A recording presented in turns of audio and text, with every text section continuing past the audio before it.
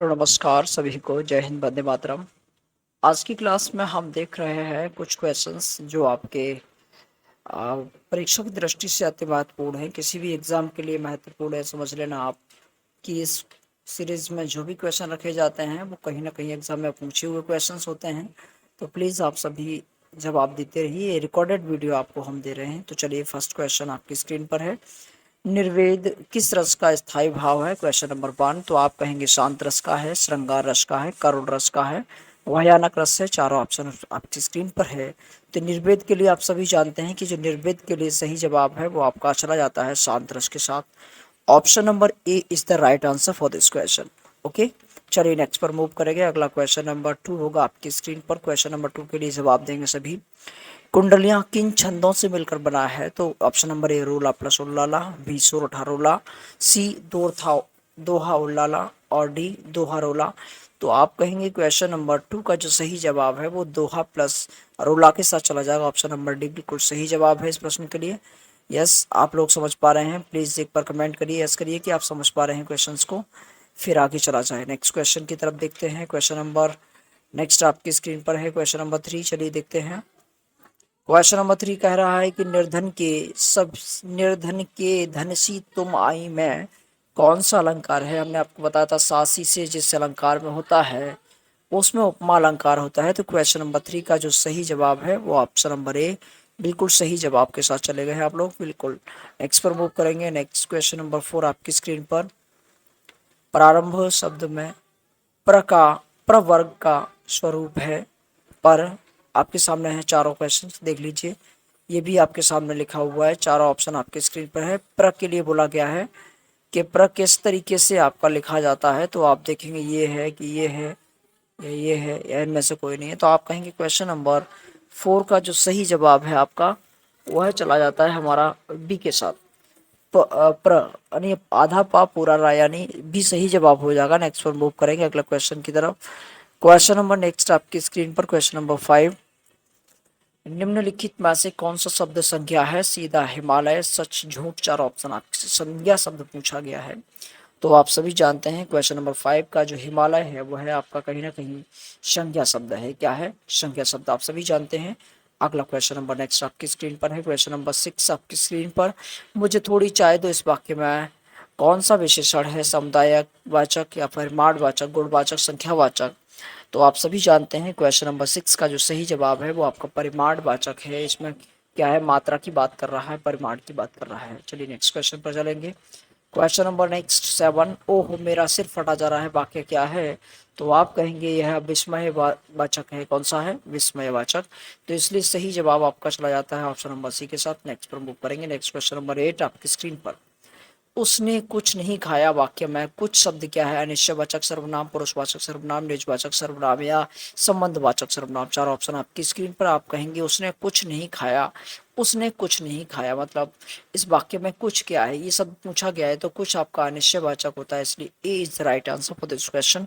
Question number 8 का सही जवाब ऑप्शन नंबर ए। नेक्स्ट पर मूव करेंगे अगले क्वेश्चन की तरफ। क्वेश्चन नंबर नेक्स्ट आपकी स्क्रीन पर और क्वेश्चन नंबर 9 देखते हैं।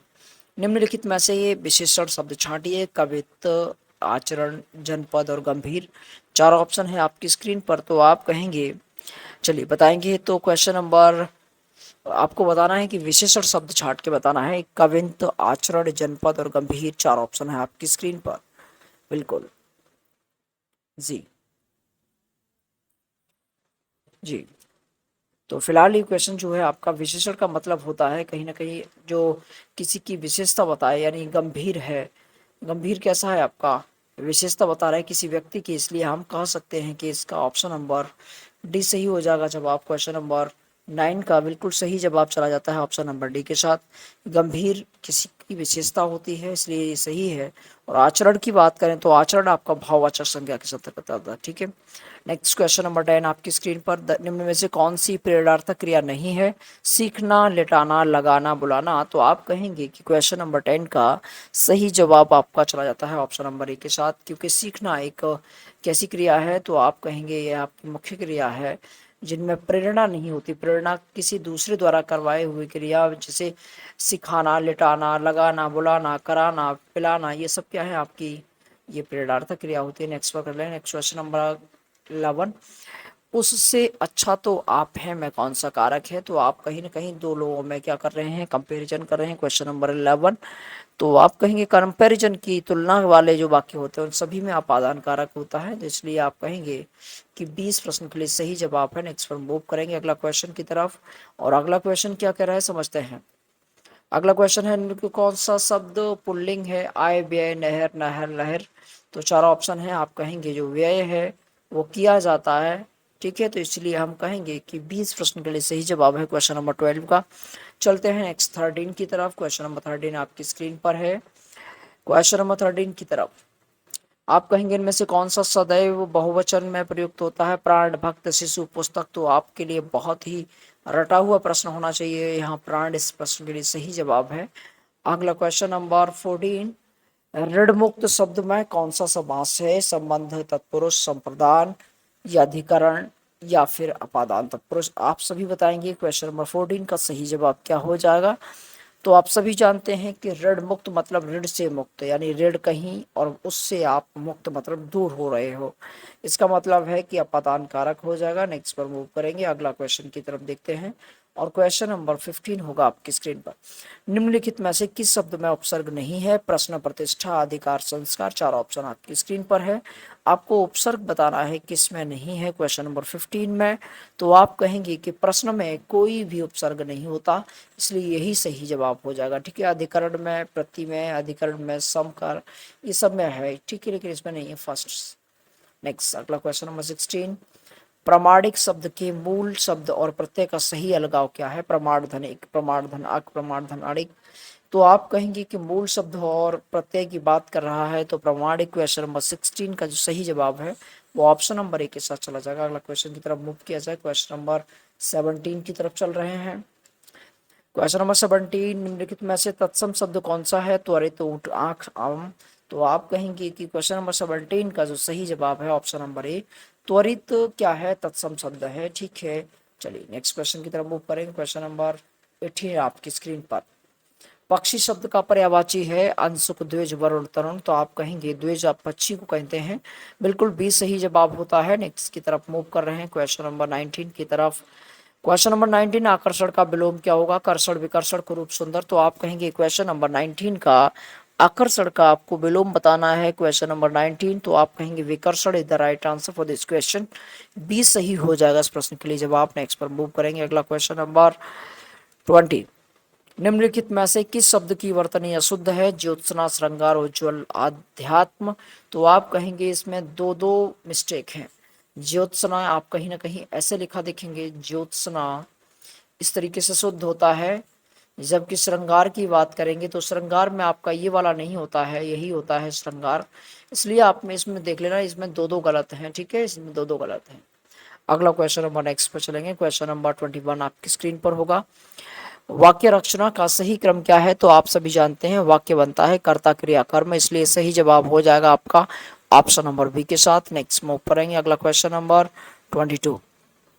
क्वेश्चन नंबर 22 कह रहा है कि अन्न को पचाने वाली अग्नि क्या कहलाती है, तो आप कहेंगे उसको हम जठर अग्नि कहते हैं, ठीक है, जो आपके पेट में पाई जाती है। नेक्स्ट क्वेश्चन अगला क्वेश्चन नंबर 23, तबेले की बला बंदर के सिर रोकोक्ति का सही अर्थ क्या है, क्वेश्चन नंबर 23। तो आप कहेंगे कि अपराध कोई और करे और पकड़े कोई और, इस प्रश्न के लिए सही जवाब होगा, तो आप जानते हैं सी इस प्रश्न के लिए सही जवाब है। नेक्स्ट पर मूव करेंगे अगला क्वेश्चन नंबर नेक्स्ट 24 आपकी स्क्रीन पर। मुद्री का तत्सम रूप क्या है, मुद्री मुद्री मुद्रिका मुद्रिका, चार ऑप्शन आपकी स्क्रीन पर है, तत्सम पूछा गया है। मुद्री के लिए क्वेश्चन नंबर 24 का जवाब देंगे सभी, तो आप कह सकते हैं मुद्रिका बिल्कुल सही जवाब हो जाएगा, तत्सम रूप है, ये आपका संस्कृत का वर्ड है। नेक्स्ट क्वेश्चन अगला क्वेश्चन नंबर 24 आपकी स्क्रीन पर है। परमाल रासो किसके द्वारा रचित है, नल्लह सिंह, नरपति नाल है, चंद्रवरदाई, जगनिक, चार ऑप्शन आपकी स्क्रीन पर है। तो 25 का सही जवाब हो जाता है जगनिक, डी इस प्रश्न के लिए सही जवाब है। परमाल रासो मतलब आल्हा खंड, आल खंड के रचयिता है और जगनिक है। नेक्स्ट पर करेंगे क्वेश्चन नंबर 26, उत्साह किस रस का स्थायी भाव होता है, वीर रस, करुण रस, सांस रस, हास रस। तो आप कहेंगे उत्साह वीर रस का स्थायी भाव है, इसलिए A is the right answer for this question. अगला क्वेश्चन नंबर नेक्स्ट क्वेश्चन 27, अभ्यागत मैं ऑप्शन क्या है क्वेश्चन नंबर 27, तो आप कहेंगे अभ्यागत का जो सही जवाब हो जाता है वो अभिधनागत, यानी D is the right answer for this question, D सही हो जाएगा। अगला नेक्स्ट क्वेश्चन नंबर 28 की तरफ मूव करेंगे। क्वेश्चन नंबर 28 अर्ध स्वर है य व ई उ रे ल स्र स, तो आपका क्या बताएंगे क्वेश्चन नंबर 28 के लिए जवाब? तो आपका जो सही जवाब है वो आपका चला जाता है ऑप्शन नंबर ए के साथ, अर्धस्वर या और वह कहलाते हैं, बिल्कुल सही। नेक्स्ट क्वेश्चन मूव करेंगे अगला क्वेश्चन की तरफ। अगला क्वेश्चन नंबर 29 और आज का सेकंड लास्ट क्वेश्चन है। शुद्ध वाक्य है मोहन और गीता गा रही है, मोहन और गीता गा रहे हैं, मोहन और गीता गाए रहे हैं, ये सभी। तो आप कहेंगे इसमें शुद्ध कौन सा है क्वेश्चन नंबर 29, तो आप कहेंगे मोहन और गीता गा रहे हैं, इसलिए आप कहेंगे कि इस प्रश्न के लिए सही जवाब हो जाएगा ऑप्शन नंबर बी। और आज का अंतिम प्रश्न, आज का अंतिम और थर्ड क्वेश्चन आप देख पा रहे हैं। कनक कनक तिसोगुनी माधकता अधिकाय वा खाए बोराए जग वा पाए बोराए, तो आप समझते हैं इसमें क्या है? तो आप कहेंगे कनक कनक बार बार यूज हो रहा है, इसका मतलब हर बार कनक का जो अर्थ है वो अलग है, एक बार सोना और एक बार धतूरा।